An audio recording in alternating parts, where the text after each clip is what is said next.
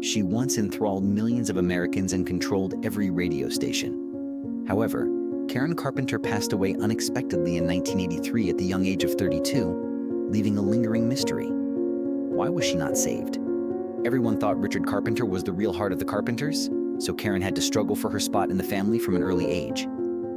Behind the scenes, however, she led a life of dominance, seclusion, and quiet pain. Was Karen's tragedy the inevitable result of a life fashioned and controlled by others, or was it the price of celebrity? To learn the truth, keep watching. On March 2, 1950, Karen Carpenter was born in New Haven, Connecticut. Harold Carpenter and Agnes Ruhr were her parents. Richard Carpenter, her brother, was born 3 years prior. Richard had already dazzled their parents with his innate aptitude as soon as Karen arrived. They had complete faith in his future because he was a piano prodigy. However, fate always selects the storyteller in its own way. Karen's time as a child in Connecticut was brief. In 1963, the family packed up and relocated to the peaceful Los Angeles suburb of Downey when Harold accepted a job offer from a friend. Karen was 13 years old. The Carpenter family was unaware that this seemingly straightforward action would put Karen at the forefront of a cultural revolution. At the time, music, movies, and a host of other new cultural trends were all quite popular in California. Karen was shy and younger than most of her peers at Downey High School, so she frequently sat in the back of the class. She joined the school marching band to try to avoid physical education, a class she detested. The most significant chapter of her life was opened by what began as a choice to quit the gym. Karen was given the glockenspiel, a hefty metal percussion instrument that was hardly appealing to a 14-year-old girl to play in the marching band. Karen didn't really play it with any emotion.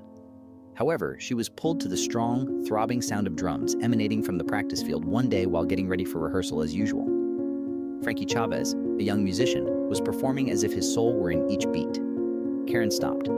Something about that music struck a deep chord with her, as though she was finally hearing who she really was. Karen realized she was destined to be a drummer after that day. However, desiring something is one thing. Purchasing a set of drums is another. For a typical family like the Carpenters, a Ludwig set, the kind used by luminaries like Ringo Starr and Joe Mel, was much too costly. Agnes insisted it was frivolous and superfluous. Harold, however, was silently watching his daughter and saw that the expression in Karen's eyes was not that of a youngster requesting a toy. It was the expression of a soul finding its beat. He ultimately spent $300, a substantial sum at the time, on a Ludwig drum kit for Karen in spite of his wife's protests. Nobody could have predicted that this would turn out to be one of the most significant investments in the history of music. Karen practiced as if she were possessed. She studied every technique, spent hours honing every rhythm, and practiced so hard that her family had to remind her to take breaks. In less than a year, she was learning intricate rhythms that even many drummers in the industry shunned. Renowned jazz drummer Bill Douglas was so impressed by Karen's performance that he begged to be her mentor right away. Karen decided to attend California State University to study music after graduating high school with exceptional grades. She also started singing in the school choir with her brother Richard at this time. Even though Karen was a skilled drummer by that point, nobody gave her singing much attention, not even she. The day Frank Puller, the choir director, encouraged her to try a vocal line, that all changed. The room went silent as soon as Karen sung her first note. Puller gazed at her as though he had discovered one of the greatest mysteries of the cosmos. Nobody anticipated that a girl who had never received recognition at home would have such a voice. Karen's voice had a range of about 3 octaves, which is quite uncommon in the music industry. It was warm but clear, delicate yet strong. At one point, Puller confided to a colleague, Karen Carpenter's voice, even at 17, was already a complete instrument. It was the moment Karen stepped out of her brother's shadow, not through rebellion, but simply by revealing a gift she had possessed all along. By the mid to late 1960s, Richard and Karen had practiced long enough to understand one truth. Either they pursued music wholeheartedly, or they gave up the dream entirely. Karen had previously tried to form an all-girl band at Downey High, and she loved the idea of performing with other girls who had the same dream. However, the project collapsed almost immediately after one parent objected vehemently, fearing that their daughter would fall into what society at the time viewed with suspicion: showbiz. Karen didn't fight. She just left, with a silent sadness that even she couldn't explain. Was it disappointment or a sign of the bigger problems to come? Her resolve didn't waver, though, and when she started working with Richard, things gradually came together. The two performed at a number of jazz clubs in Los Angeles and in a local production of Guys and Dolls. For Karen, the stage wasn't a place to flaunt herself. Her preference for sitting behind the drum set was a way for her to hide her shyness and to express a natural musical instinct that no one had taught her, which ironically made her shine in a unique way. Her drumming was precise, sharp, and full of emotion, which was unusual for a teenage girl. Richard, who had always thought he was the family's destined star, initially saw Karen only as support. But that belief was shattered the moment they performed together for the first time, realizing that the true talent had been beside him all along, inside the quiet, small sister he once believed could never emerge from his child prodigy shadow. From that day on, he stayed by Karen, not out of familial obligation, but because he realized that only together could they go far. At one point, the siblings produced an instrumental album and almost got a recording deal with RCA, but for reasons that are still unknown, the record was never released. A door that appeared to be open suddenly closed in front of them. Then, by chance, they met Joe Osborne, a member of the renowned session group, the Wrecking Crew. After hearing just a few vocal lines and drum patterns from Karen, Joe was so impressed that he signed her right away. Richard, on the other hand, hardly attracted his attention. His arrangements and melodies, while talented, weren't revolutionary enough for someone who had worked with Hollywood's biggest names. However, that opportunity quickly disappeared when Joe left the industry to attend Juilliard, and the Carpenter siblings found themselves back at square one. The late 1960s were a time of transition, with electronic music taking the place of traditional jazz, hard rock and psychedelic rock exploding like a cultural revolution, and the Carpenters struggling to maintain their identity while pursuing new trends. Eventually, winning a televised talent competition caught the attention of M Records, and they signed a contract that opened the door to the soaring success they had been dreamed about for years. The Carpenters' greatest fear, however, was pushed into the spotlight just as their career was taking off. The management insisted that she take center stage, become the group's face, and give up the drums, so they hired a drummer who was far less talented than Karen so that she could concentrate only on singing. From a business standpoint, the decision made perfect sense. A female lead singer with a soft yet powerful voice, paired with a clean, pure image that was completely different from the gritty rock bands of the time. The Carpenters' singles rose to the top of the charts, albums sold millions of copies, and their performances were consistently sold out. Richard was happy to conduct the music from the backstage, but Karen lost the most important thing of all, herself. Being pushed away from the drums felt like having her shield torn away, and she felt naked in front of thousands of people every night under the blinding lights of enormous stages. The more she tried to live up to her team's expectations, the more exhausted she got.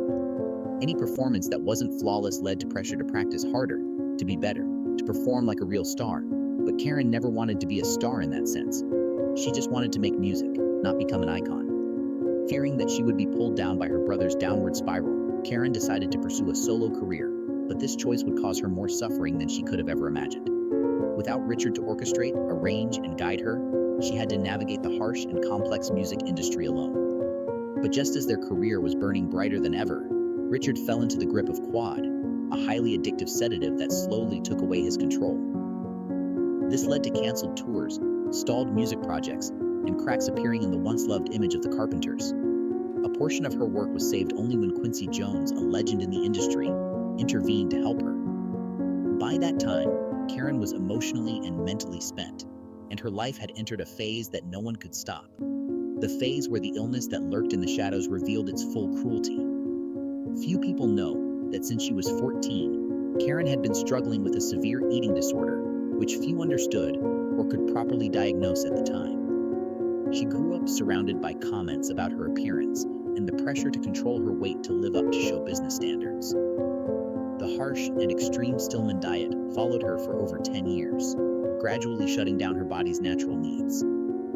Sadly, Karen never saw it as a problem. To her, it was just a way to keep up her image.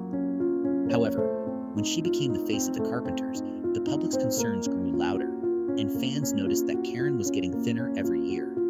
Under pressure, she tried to get better, started eating again, hired a trainer, and followed a structured exercise regimen, and for a short time, her health actually improved. The balance, however, was short-lived as the obsession with weight loss returned with even more vigor shortly after.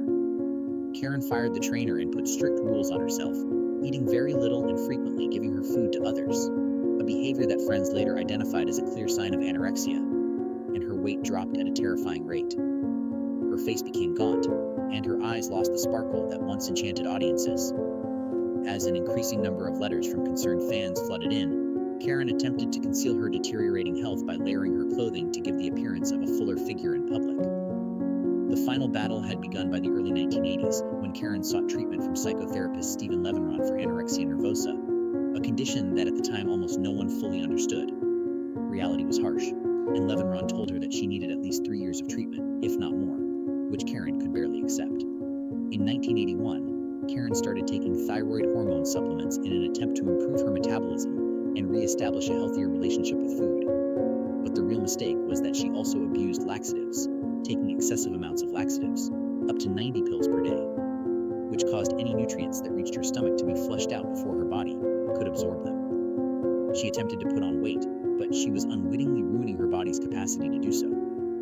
For months, Karen kept everything a secret, and nobody realized that her body was deteriorating daily until the drug started to harm her heart, literally making her heartbeat erratic and every breath feel like dragging air through lead.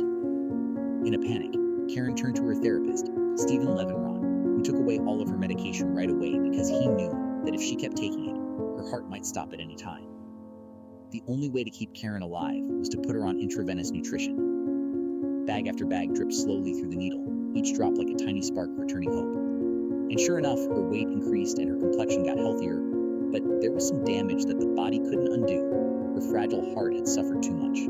By the end of 1982, Karen returned to California with the intention of rebuilding her career, and despite her fragile body, she tried to live life to the fullest, doing things like singing Christmas songs at her godchild school, reconnecting with friends, and smiling at those who worried about her.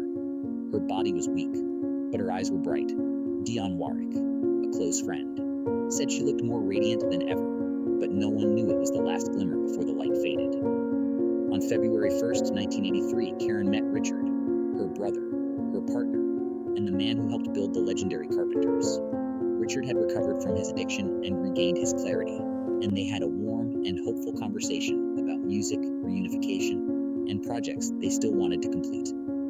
Karen Carpenter, the woman with a voice as clear as glass and as warm as morning sunlight, died at the age of 32. Her funeral on February 8th, 1983, drew over 1,000 people. 3 days later, in the early morning of February 4th, Karen collapsed inside her parents' Downey home. When paramedics arrived, her heartbeat was barely a thin thread. They tried everything they could, including machines, chest compressions, oxygen, and rushing her into the ambulance. But her heart could no longer fight. Dionne Warwick and Olivia Newton-John were among the well-known figures from the music industry who were there, not for publicity or fame, but because they loved her. Her voice had touched millions of people, and her death shocked the world, leading to countless studies, documentaries, books, and discussions about eating disorders, conditions that had long been disregarded, and her once-overlooked solo albums receiving the respect they so richly deserved once the tragedy was over. If you've listened to this story, please continue to the next video that's currently on your screen. Thank you, and we'll see you in our next story. Karen had fought for a very long time, and she had fought bravely. In the end, despite the cruelty of fate, Karen was the one who won, not because her life was perfect, but because her music never died. Every recording and note she ever sang still lives, still touches listeners, and still remains part of music history.